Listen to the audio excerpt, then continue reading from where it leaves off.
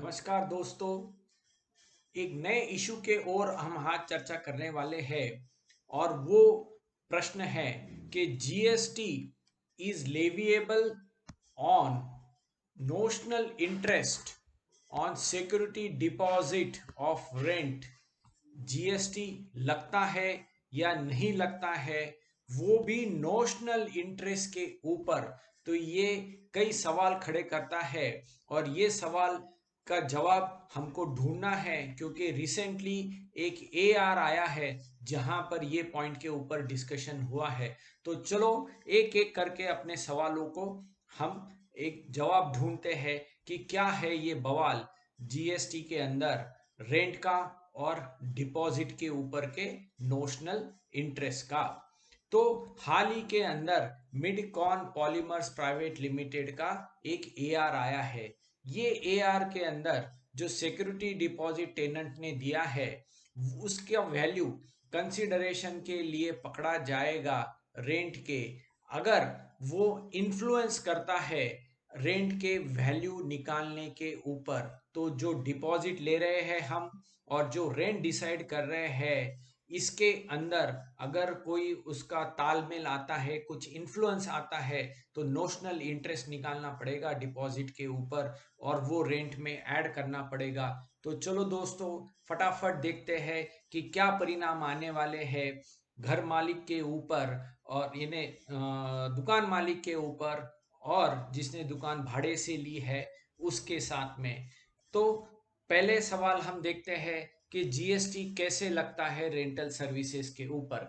तो जीएसटी के लॉ के हिसाब से अगर इमूवेबल प्रॉपर्टी हम रेंट पे देते हैं तो लगभग 18% का जीएसटी लगता है। पर वो किस चीज पे लगता है?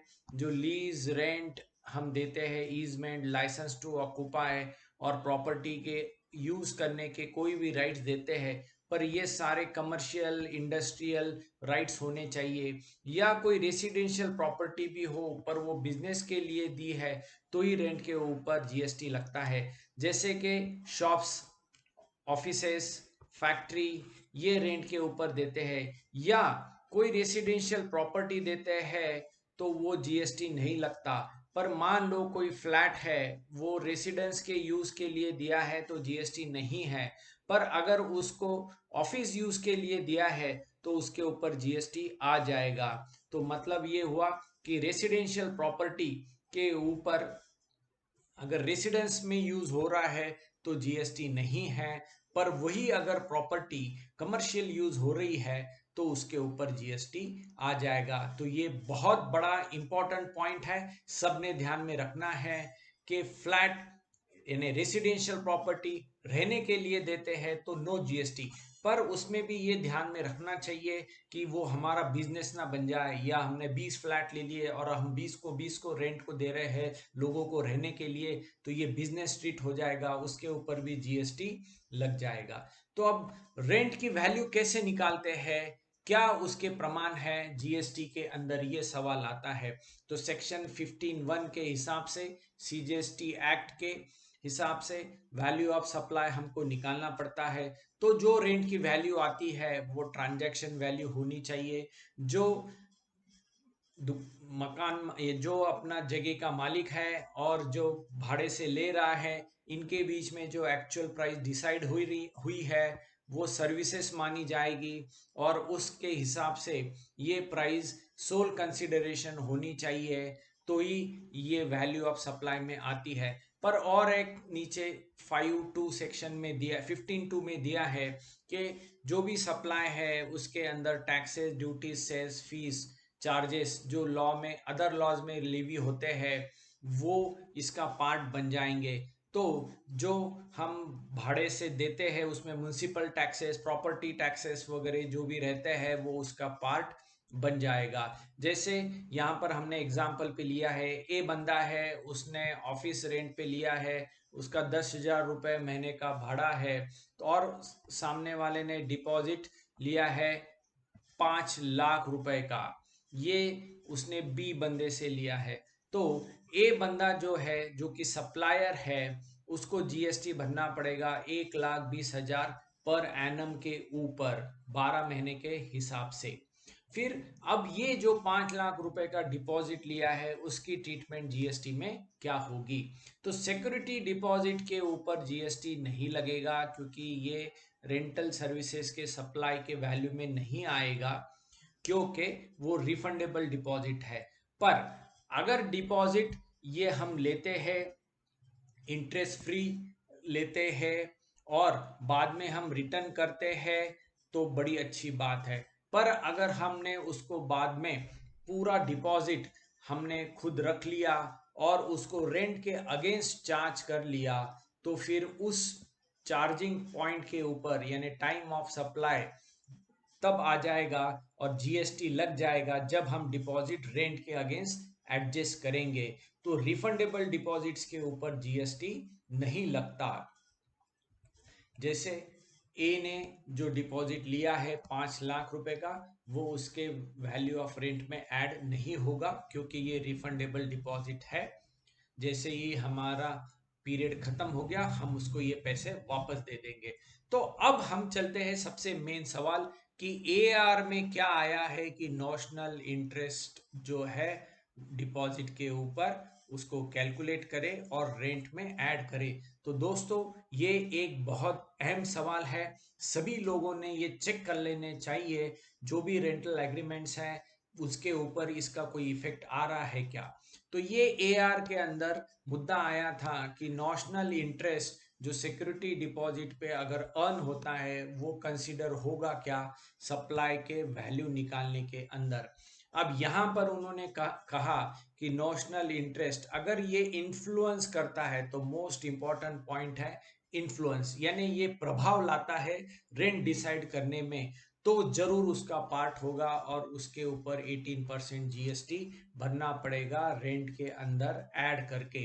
तो वहां पर स्टैंड क्या लिया गया, higher the deposit lower the rent and vice versa. तो उनका कहना था कि मान लो कोई डिपॉजिट ज्यादा ले लेता है तो रेंट कम कर देगा मार्केट रेट से, या कोई रेंट ज्यादा लेगा तो डिपॉजिट कम कर देगा। तो ज्यादा रेंट लेगा तो कोई दिक्कत नहीं क्योंकि वो जीएसटी भरेगा, पर हाइयर डिपॉजिट ले लिया और रेंट कम है तो फिर यहाँ पर मिसमैच हो रही है। और यहाँ पर सेक्शन 2 सबसेक्शन 3B जो कंसिडरेशन का है उसमें monetary value of any act done by the supplier ये पार्ट हो जाता है। तो यहाँ पर उन्होंने कहा है कि जो नोशनल इंटरेस्ट है वो जो एप्लीकेंट अर्न करेगा वो रेंट का वैल्यू में ऐड हो जाएगा और उसके ऊपर सर्विस टैक्स भरना पड़ेगा। तो मान लो ए ने हमारे एग्जाम्पल्स के हिसाब से एक 60,000 रुपए का इंटरेस्ट उसको बैंक रेट 12% के नोशनल इंटरेस्ट के हिसाब से 5 लाख के ऊपर सालाना मिलता है। तो क्या होगा कि 1,20,000 का तो रेंट हो गया सालाना, उसके अंदर 60,000 रुपए का इंटरेस्ट ऐड करो और 1,80,000 पे जीएसटी भरो। भले ही वो उसने रेसिपिएंट से पैसे नहीं लिए हैं, पर डिपॉजिट्स उसने ज्यादा अमाउंट का लिया है तो वो इन्फ्लुएंस कर रहा है रेंट पे। अगर वो 5 लाख के जगह अगर वो मान लो 1 लाख रुपया डिपॉजिट लेता था तो उसका रेंट अगर 15,000 रुपए हो जाता था यानी बढ़ जाता था, डिपॉजिट कम तो रेंट ज्यादा, डिपॉजिट ज्यादा तो रेंट कम। तो ये अगर कश्मकश है तो एआर कहता है कि अगर वो इन्फ्लुएंस करता है नोशनल इंटरेस्ट, डिपॉजिट ज्यादा है रेंट कम है, तो वो यहाँ पर पार्ट हो जाएगा। और ये बवाल ये जो एआर है ये बहुत दिक्कत देने वाला है ओनर्स और टेनेंट्स को आगे फ्यूचर में। तो इसमें से क्या हमने ध्यान में रखना चाहिए, जो भी सिक्योरिटी डिपॉजिट हम ले रहे हैं ये मार्केट वैल्यू से जनरल जो टर्म्स है वो हिसाब से लेने चाहिए, जो जनरल प्रैक्टिस है। जनरली जैसे 1 महीने का भाड़ा है तो 6 महीने का डिपॉजिट लेते हैं, तो क्वांटम ऑफ डिपॉजिट और रेंट का ये मैचिंग होना चाहिए। अगर ये यहाँ पर थोड़ा भी इन्फ्लुएंस हो गया, वाइस वर्सा हो गया और डिपॉजिट ज्यादा ले लिया भाड़ा कम कर दिया, तो ये सिक्योरिटी डिपॉजिट जो है यहाँ पर आगे वो इन्फ्लुएंस कर रहा है रेंट के ऊपर। तो उसका जो भी वैल्यू है वो निकालना पड़ेगा नोशनल इंटरेस्ट के रूप में डिपॉजिट के ऊपर, और फिर उसको रेंट के ऊपर जोड़ के टैक्स भरना पड़ेगा। तो आगे कॉन्ट्रैक्ट सबके चेक करने चाहिए, ये बड़ा ही इंपॉर्टेंट क्वेश्चन आएगा। आगे ये डिबेट भी होएगी जीएसटी ऑफिसर्स, ओनर्स और टेनेंट्स के बीच में। तो ये एआर की केयरफुल रीडिंग सबने करना चाहिए, वो हिसाब से इसको इम्प्लीमेंट करना चाहिए। तो दोस्तों ये एक बहुत इंपॉर्टेंट एआर है जिसका आगे बड़ा ही सवाल आ सकता है कई केसेस में। तो जरूर आप इसकी पढ़ाई कीजिए और अपने अपने रेंट एग्रीमेंट्स और डिपॉजिट्स चेक करिए। और आखिर में देखते रहिए कर नीति का यूट्यूब चैनल, सब्सक्राइब कीजिए। ये डिस्क्लेमर भी मैं दे रहा हूँ कि ये मेरा एक अपडेट्स है, नॉलेज अपडेट्स के लिए। ये कोई एडवर्टीजमेंट और सॉलिसिटिंग ऑफ क्लाइंट्स नहीं है। तो कोई भी मिस्टेक्स और ओमिशंस अगर आती है तो ये आपने चेक कर लेना चाहिए।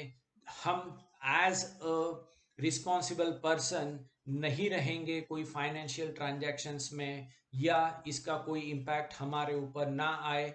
तो बिजनेस डिसीजन जो है ये बेस्ट टेकन है close consultations with your advisers and आपके फैक्ट्स और फिगर्स देख के, और एआरस के साथ में आपका जजमेंट ले।